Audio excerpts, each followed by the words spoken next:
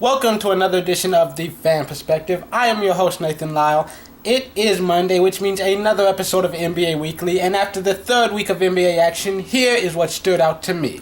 The New York Knicks finally lost their first game of the season, and there are no longer any undefeated teams in the NBA. They are still at the top of the league with an 8-1 record. The only other team with just one loss is Memphis, who have won 8 in a row after starting the season winless. And speaking of winless, Detroit finally won their first game and are currently 2-9 on the year. And the Washington Wizards are the only winless team in the league with an 0-8 record.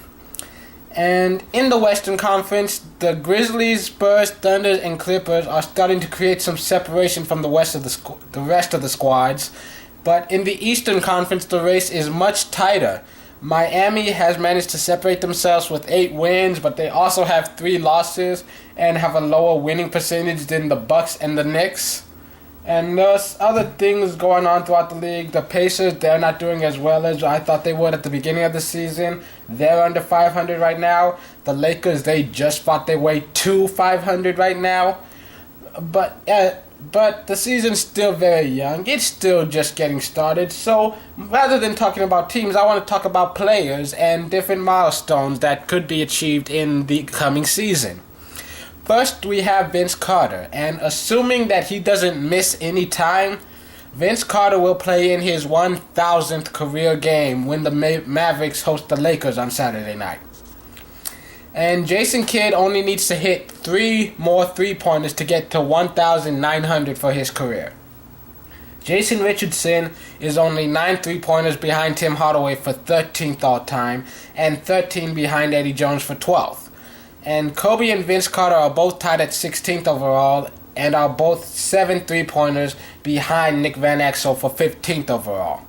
Mike Miller is 1 three-pointer behind Dan Majerle for 23rd overall. Joe Johnson is 2 behind Terry Porter for 28th overall and 8 behind Allen Houston for 27th. Dirk Nowitzki is 8 behind Mookie Blaylock for 30th overall. Paul Pierce is only 1 free throw behind Bob Pettit for 13th overall in career makes. Elton Brand is 24 offensive rebounds behind David Robinson for 21st all-time. Kevin Garnett is 7 behind Sean Kemp for 23rd all-time. And Dwight Howard is only 21 behind Antonio Davis for 50th overall. It's an accomplishment. And then Manu Ginobili needs 9 more steals to reach 9,000 for his career. Sean Marion is 13 behind Terry Porter for 26th overall. Ron Artest is 5 behind Doc Rivers for 28th overall. And Paul Pierce is 5 behind Kendall Gill for 36th overall. Andre Miller is 3 behind Clifford Robinson for 45th overall. And Tim Duncan is now only 3 blocks away from reaching 2,500 for his career. It is very likely to happen this week. So congratulations, big man.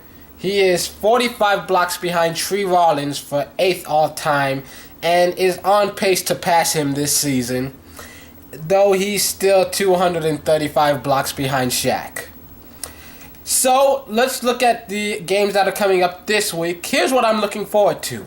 On Monday night, you've got the Pacers at the Wizards. The Pacers are struggling to establish themselves this year and could find themselves in some real trouble if they're not able to win against the last team in the league without a win.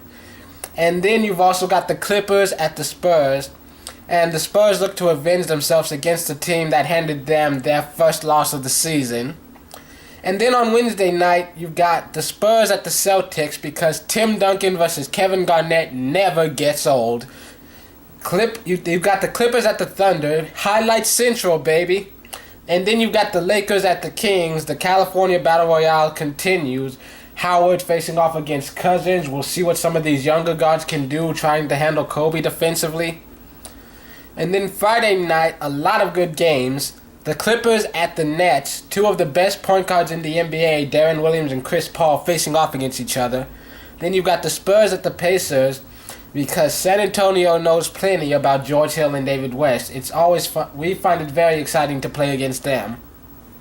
Lakers at Grizzlies, because Memphis has one of the league's best records and have been riding a hot streak, while the Lakers, they struggled out of the gate. It looks like they might be getting themselves back to form. This will be, I feel, their biggest test of the season so far, at least up to this point.